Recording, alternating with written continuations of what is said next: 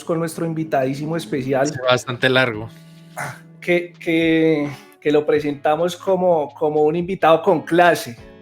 Por favor, gracias. No esperaba menos de Mackey, ustedes. bienvenido, papá. Bienvenido, gracias por estar acá. Queremos escucharlo, queremos hablar un rato y conversar. Y lo traímos acá porque es una persona que tiene unos pensamientos que a nosotros nos gustan, nos llaman la atención, nos atraen. Y vamos a darle caña, mi amigo. No, gracias por la invitación y gracias a ustedes obviamente por este espacio y por hacer esto, obviamente. Esto es maravilloso. Que existan más espacios así donde la gente pueda conversar, pueda debatir, sin necesidad de lo que estábamos hablando ahorita a nivel político, sin necesidad de ir a la pelea, sino siempre teniendo su punto de vista, respetándolo, pero también aceptando el punto de vista de otra persona. Claro, esa es la idea, y la idea es que nosotros acá, a través de usted, que es uno de nuestros primeros invitados, lo que queremos hacer en este ejercicio es básicamente tener una conversación muy natural y traer personas de diferentes opiniones, de diferentes polos, que nos lleven siempre a ese desarrollo de lo que usted decía ahorita que no estábamos grabando, y era, siempre que hablo con ustedes me voy más con preguntas que con respuestas, y yo creo que nosotros somos abanderados de siempre tener esas conversaciones en las cuales podamos tener ese pensamiento crítico y llevarnos a casa algo sobre en lo que podamos reflexionar, y por supuesto para las personas que están del otro lado también se puedan llevar un tema nuevo, algo que les llame la atención y puedan reflexionar. Entonces yo quisiera iniciar con una pregunta que le quería hacer a usted, y es, ¿qué entiende usted como concepto de felicidad? Ese concepto está ya muy, como decimos vulgarmente, muy perrateado, el concepto de la felicidad. Porque es que todos lo materializamos en algo, ¿sí? Como que decimos, no, la felicidad para mí es esto, la felicidad para mí es esto. Pero yo pienso que la felicidad es la sensación que debe experimentar todo ser humano con aquellas cosas o momentos o personas que disfrute realmente. Ese sería un concepto sencillo. O sea, bajo la experiencia. Correcto, 100%, porque es que volvemos o sea, decimos algo muy importante y es que la gente normalmente tiende a materializar la felicidad, ¿sí? O sea, yo si tengo una casa voy a ser feliz, pero realmente el concepto de felicidad para mí es aprender realmente a disfrutar lo que estoy haciendo en este momento. Que estoy cansado, no importa, pero estoy siendo feliz porque amo lo que hago. Parto de esa idea. ¿Sabe qué? Yo comparto mucha esa idea. Yo creo que el concepto de felicidad también es temporal. Se trata de momentos de felicidad, más no es algo que usted pueda sostener en el tiempo. Otra cosa diferente es que usted lo puede alcanzar en cualquier momento, pero no considero que sea algo sostenible. En el episodio pasado hablábamos de la diferencia entre felicidad y satisfacción, y decíamos algo así como que la felicidad es momentánea, más la satisfacción es como el resultado de un esfuerzo a largo plazo. ¿Por cuál va usted? ¿Qué le gusta más? Es que ahí discrepo contigo, Páez, porque yo por lo menos pienso que la felicidad no es momentánea. Ok. Yo pienso que la felicidad realmente es como el amor, ¿sí? Eso es algo que esencialmente es una decisión de ser de cada persona, pese a diferentes circunstancias. Por ejemplo, este es el momento que ni siquiera Juan, que de verdad lo considero como un hermano para mí, sabía que el año pasado murió mi papá, ¿sí? Pero, o sea, nadie lo sabía ni nadie lo percibe porque yo dentro de mí creo que es una decisión muy personal. Yo decidí ser feliz pese a las circunstancias. Entonces, por lo menos mi hermana me llamó y me dijo, ¿cómo te sientes? Y yo, pues normal, porque es que, o sea, uno entiende que hay procesos de la vida y hay gente que entonces, dependiendo de una situación, decide estar feliz o no, pero realmente va a ser una decisión. Que no, que es lo que yo siento, claro, porque usted le dio cuerda suelta a sus emociones, pero si pienso que usted tiene esa decisión, se lo pongo así de sencillo. Eso es como la gente que come y tiene que ir al baño. Entonces ya acostumbró su cuerpo a esa forma de ser. Hay gente que se acostumbra a que va al baño en la mañana y en la noche, ¿cierto? Sí. Entonces, ¿por qué? Porque fue ya una decisión que su cerebro le ordenó a su cuerpo y su cuerpo, en pocas, es lo que nosotros llamamos dominio propio. Entonces, yo determino ser feliz y pese a las circunstancias, si llueve, si hace sol, eso no afecta realmente mi decisión.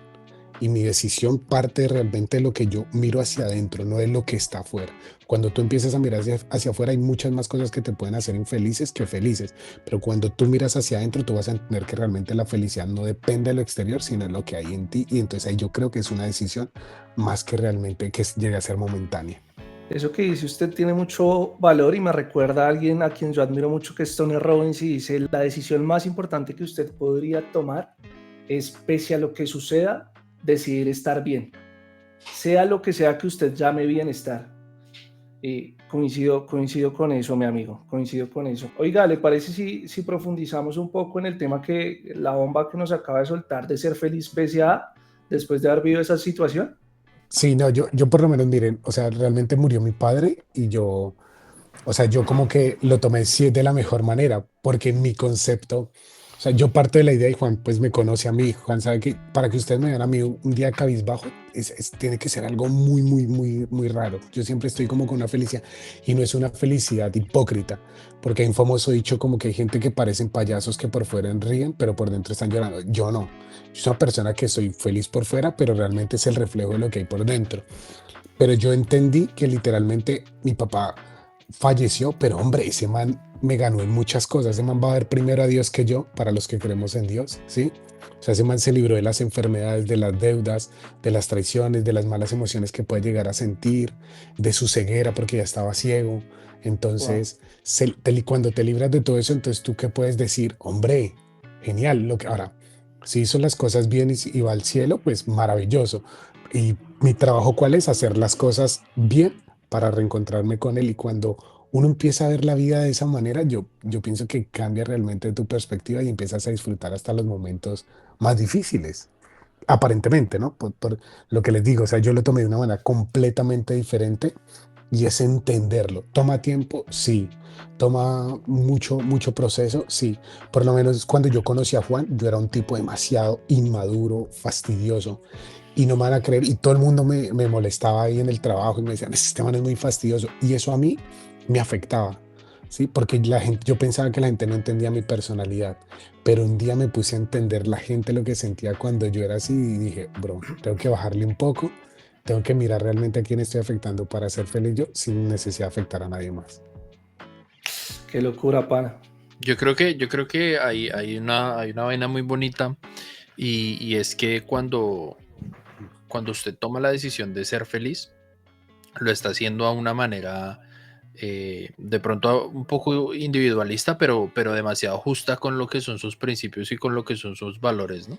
Entonces, creo que si hay valor en que usted tome la decisión de ser feliz y que si acorde a lo que usted piensa que es lo correcto, usted está completamente convencido que lo que le conviene es actuar de esa manera, está actuando bajo lo que es McKay como persona, entonces yo creo que eso está bien, pero también yo creo que hay valor en esas personas que disfrutan tanto de lo bueno y sufren cuando hay que sufrir, porque la mayoría de personas sufren en ese tipo de situaciones y tampoco creo que esté mal, o tampoco creo que esas personas deban estar felices. En la vida, hay espacio para todo, para estar feliz, para estar triste, y también hay valor en eso. Y yo creo que hablando un poquito de lo que estábamos hablando antes de la dialéctica, para que exista un resultado sustancioso en la vida de los seres humanos, tienen que haber siempre ideas antagónicas.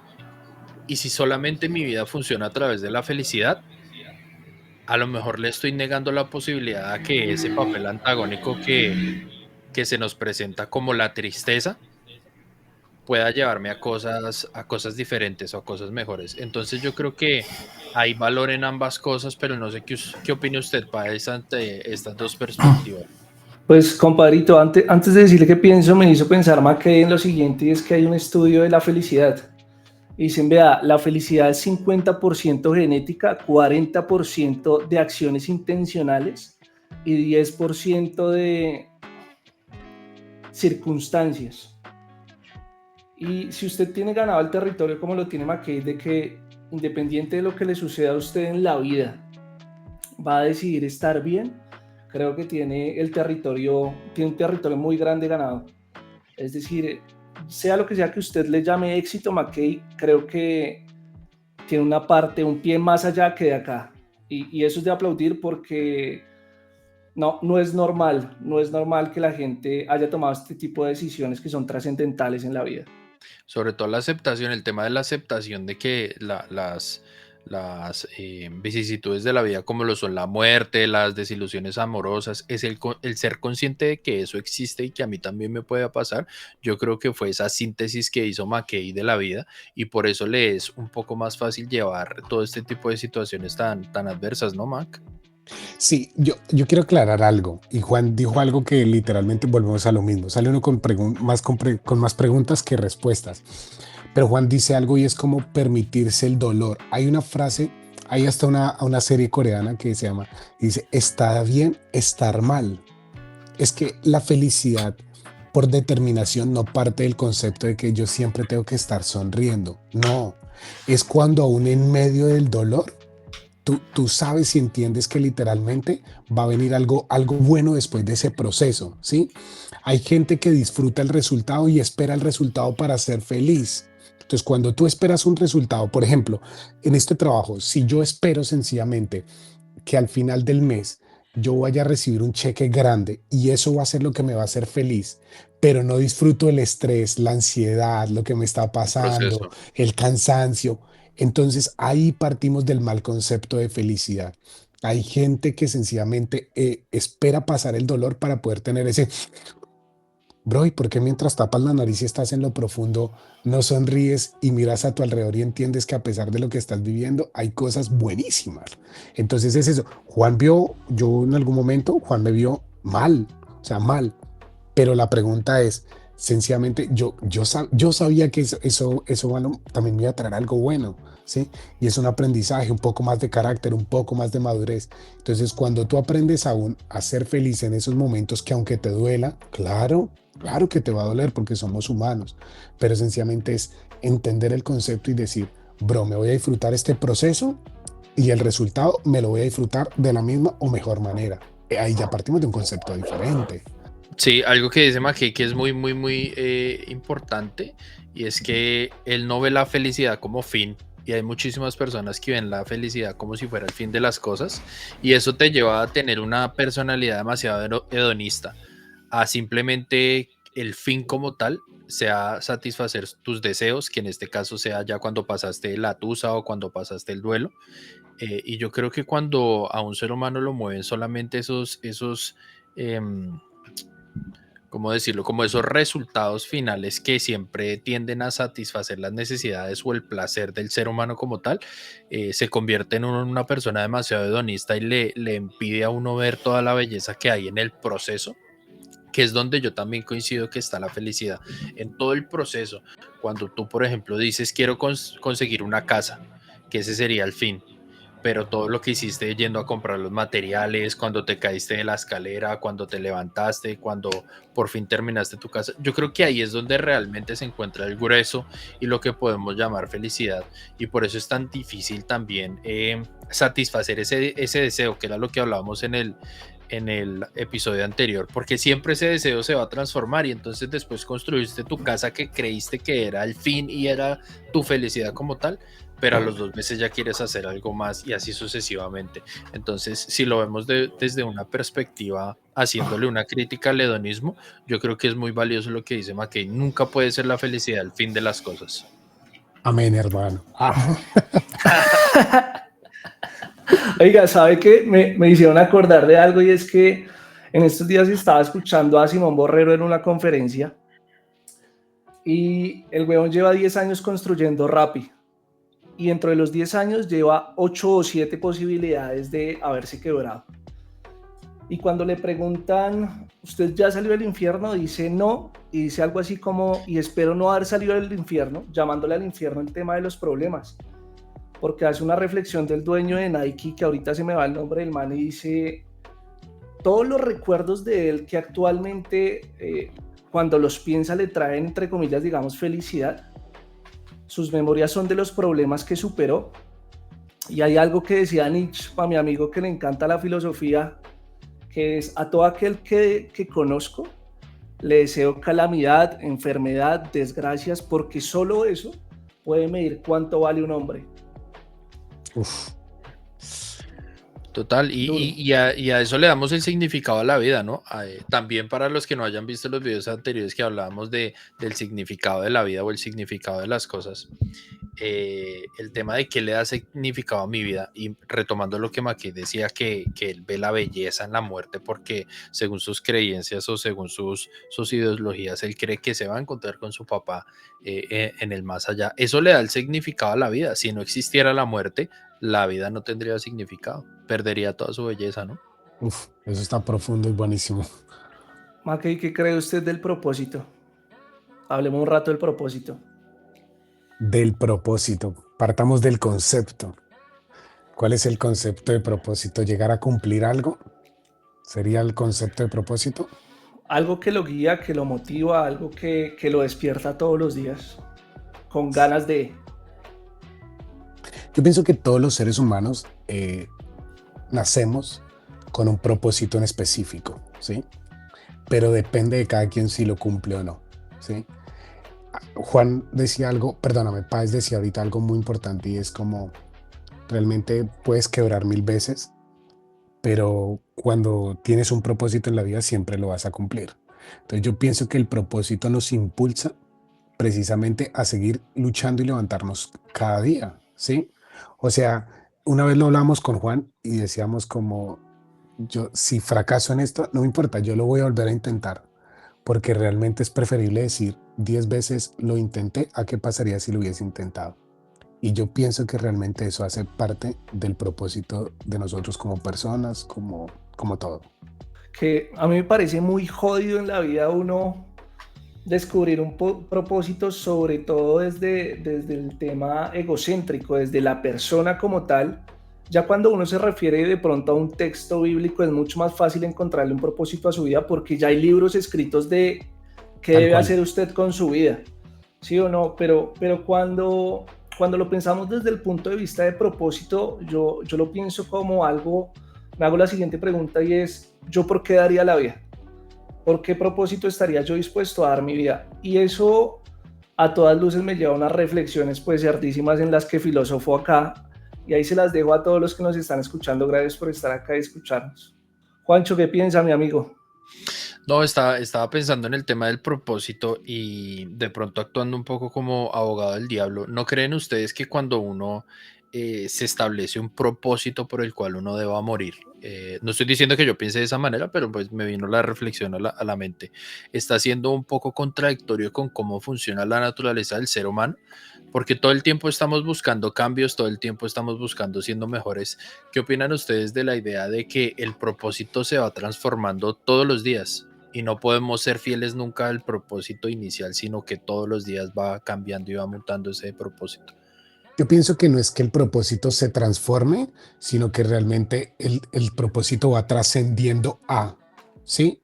Realmente, por ejemplo, mi propósito en la vida, no sé, tal vez pensaría yo que es ser feliz, hacer feliz a las personas y servir. A mí me encanta servir.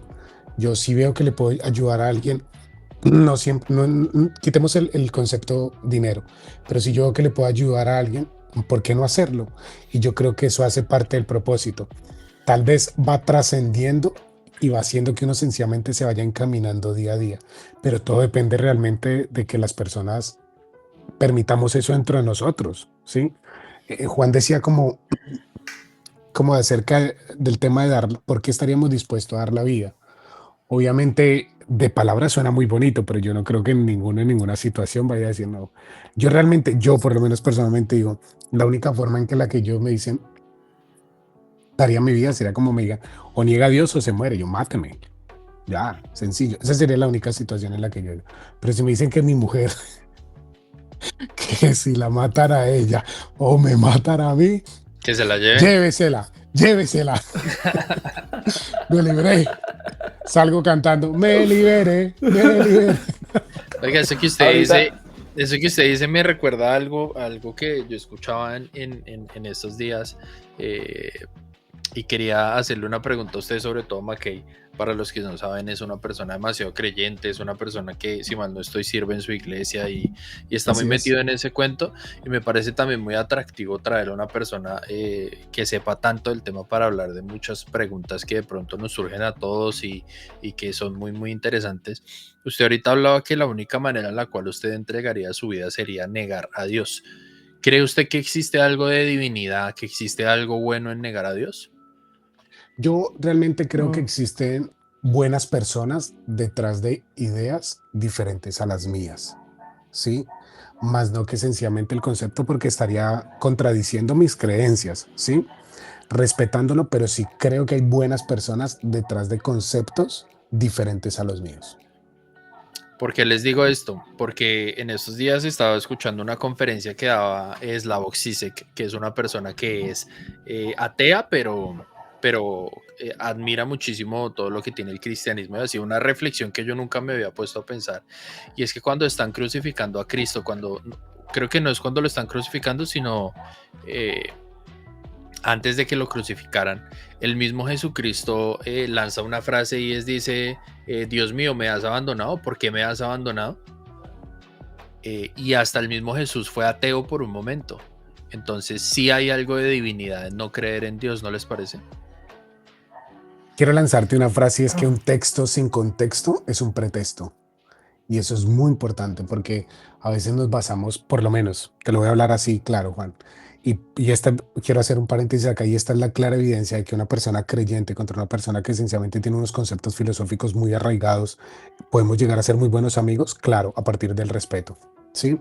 Pero es como yo por lo menos hablarte de un concepto filosófico sin realmente tener la profundidad del conocimiento, ¿sí? Entonces, cuando uno va a la Biblia y uno estudia esa parte, uno dice, bueno, pero ¿por qué Jesús dijo eso? ¿Por qué dijo en sus palabras, Eli, lama sabactani, Padre, Padre, ¿por qué me has desamparado? ¿Sí? Y entonces uno entiende que literalmente lo que Jesús nos quería mostrar es que también tenía su parte humana y eso es precisamente a lo que él quería llevarnos, a entender que él no era superior a nosotros, sino a su igualdad, ¿sí?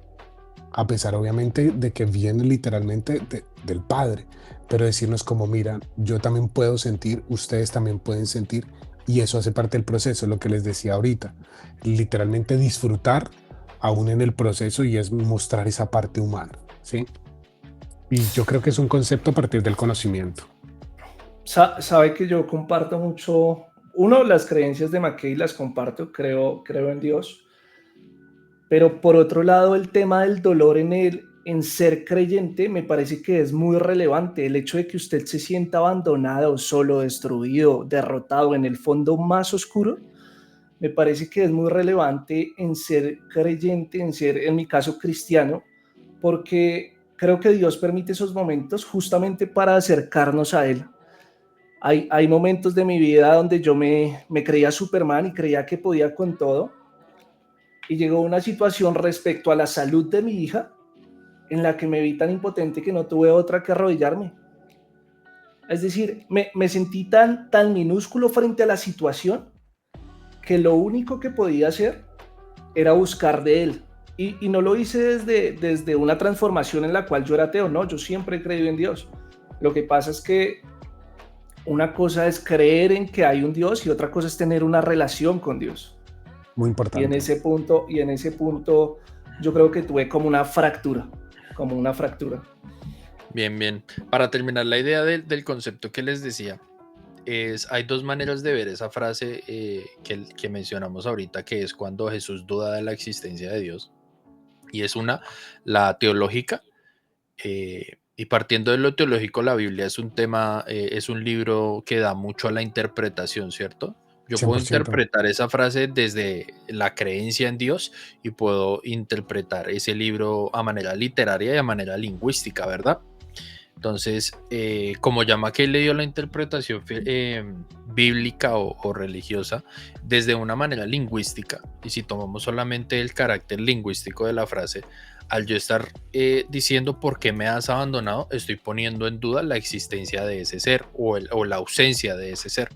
Solamente lo quería poner en tema de conversación porque me parece muy interesante. Yo nunca me había puesto a pensar en esa idea de que hasta el mismo Jesús en ese momento dudó de la presencia, de la existencia de Dios. Y me parece también bastante divino, me parece también interesante pensarlo de esa manera.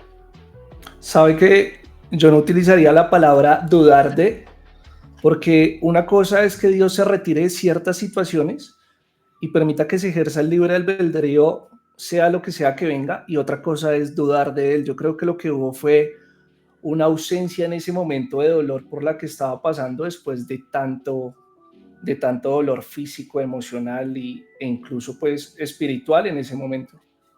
Pero está bien. El tema de lo que usted dice también es la interpretación que usted tiene. Y eso es lo bonito también del lenguaje, que se da múltiples interpretaciones, en las que ninguna es tan mal, pero ninguna está bien tampoco. Otra reflexión que les quería hacer con respecto a la de las creencias de Dios. No sé si ustedes se han visto la película La vida es bella.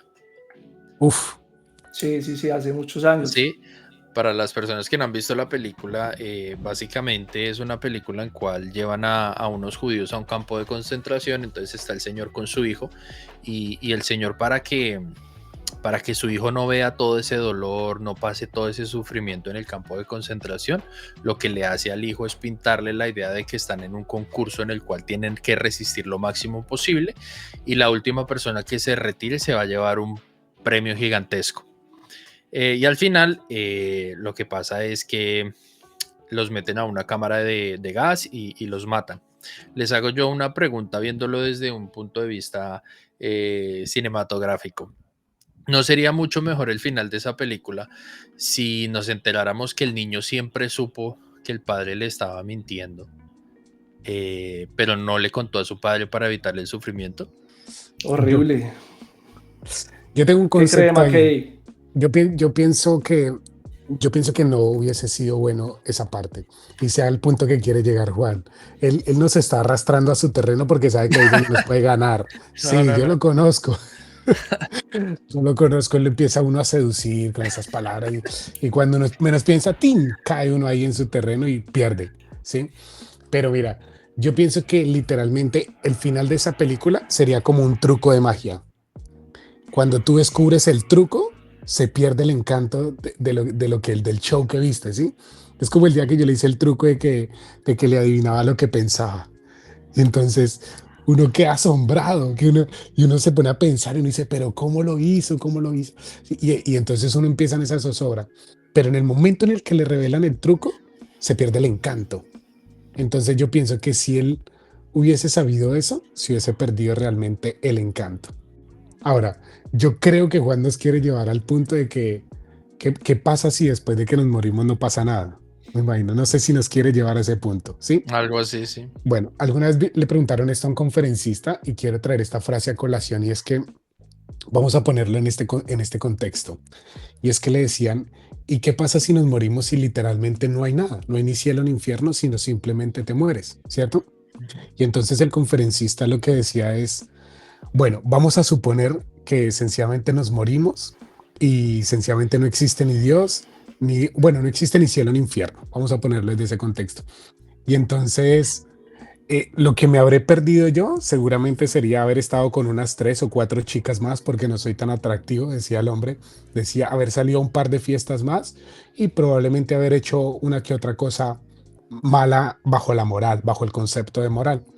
Decía, entonces sencillamente habré perdido solamente eso. Pero supongamos que sí existe el cielo y el infierno. Y entonces tú y yo iremos a cuentas. Entonces, yo dediqué mi vida al servicio de Dios, pero tú sencillamente creíste que la felicidad eran en esa clase de cosas. Entonces, sencillamente yo ganaría en ese momento la misericordia y tú la perderías sencillamente por tu desobediencia. Entonces, a la conclusión que llegaba este hombre es que hasta por lógica vale la pena servirle a Dios y vale realmente amar a Dios. Por lógica, por sentido común y por lo que quieras pensar. Sí, pero entonces cuando lo pones en ese contexto, dices como, bro, realmente vale la pena. Ahora, ser cristiano no significa tampoco pues muchas cosas porque es que hay muchas iglesias radicalistas que llevan al extremo y llevan a que se pierdan muchas personas, pero sencillamente es entender la vida desde ese punto de vista. Hasta por lógica, vale la pena servirle a Jesús. Páez, ¿qué opina de ese final de película? Del final de la película. No, sabe, y yo lo pienso no desde un punto teológico, sino desde un punto de, de velar por quién. Y en ese aspecto el niño siempre hubiera sabido y tendría una carga gigantesca que estoy seguro que no tendría por qué cargar. Es decir, yo me pongo en los zapatos del papá y hubiese hecho exactamente lo mismo, yo cargar el peso del dolor por el cual estábamos pasando. Y cuando uno es papá entiende ese tipo de situaciones, es capaz de cargar ese tipo de dolores para que el niño no sufra. Y para efectos cinematográficos, puta, la hubiera tenido que dirigir Quentin Tarantino. No, está bien, está bien. Me parece bacano esa reflexión. Simplemente puede notar unos ciertos matices y cierta analogía a lo que es la vida en cuanto a la creencia de Dios. Y está bacano también pensarlo de esa manera. De todas maneras, pues aquí lo único que hacemos es decir cosas muy hipotéticas porque al final del día ninguno de los tres tiene la razón. Otra cosa que me gustaría preguntarle a usted, Mac, es ¿qué opina usted o qué entiende usted por libertad? Uf, ese concepto es tan profundo, bro, porque es que literalmente nosotros lo resumimos en diminutivo, pero realmente es